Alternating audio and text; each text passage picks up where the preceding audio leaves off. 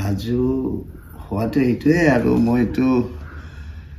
ভাৰতীয় জনতা পাৰ্টি সাধাৰণ কৰ্মী জেনেৰেল মেম্বাৰ দলে মোক যি দায়িত্ব দিয়ে সেইটো মতে মই মানি চলিম আৰু সেইটো মতে মই কৰি যাম যদি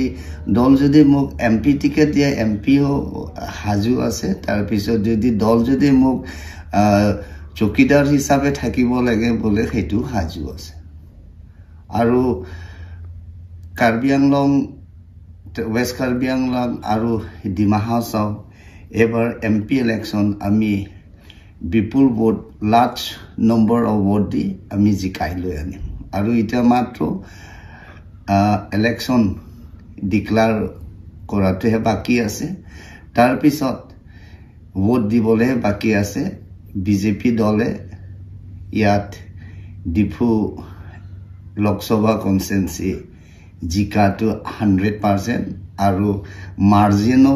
বহুতখিনি যোৱাবাৰ যিটো মাৰ্জিন আছে এইটোকৈ বেছি সংখ্যা দি আমি ভোটটো লৈ আনিম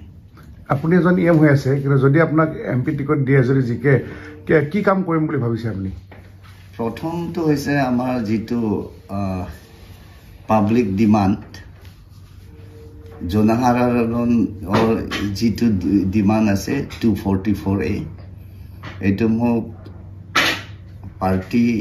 ফালৰ পৰা যদি মোক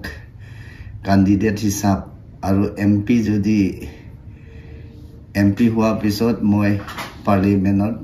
244A মই প্ৰথম সেইটো ইছ্যুটো মই ৰেজ কৰিম ভাবেনে আপুনি ষ্টেট উইদিন ষ্টেট 244 এইটো আৰ্টিকল সাংবিধানিক যিটো অধিকাৰ এইটো পাব বুলি 244 এইটো আমাৰ কনষ্টিটিউচনৰ ৰাইট আছে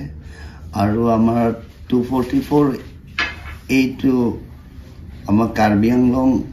আৰু এনচি হিলথ এইটো শক্তিশালী কৰা হয় ষ্টেটটো আমিতো অসমতে থাকিব আমি মাত্ৰ আমাৰ মানে পাৱাৰহে দিব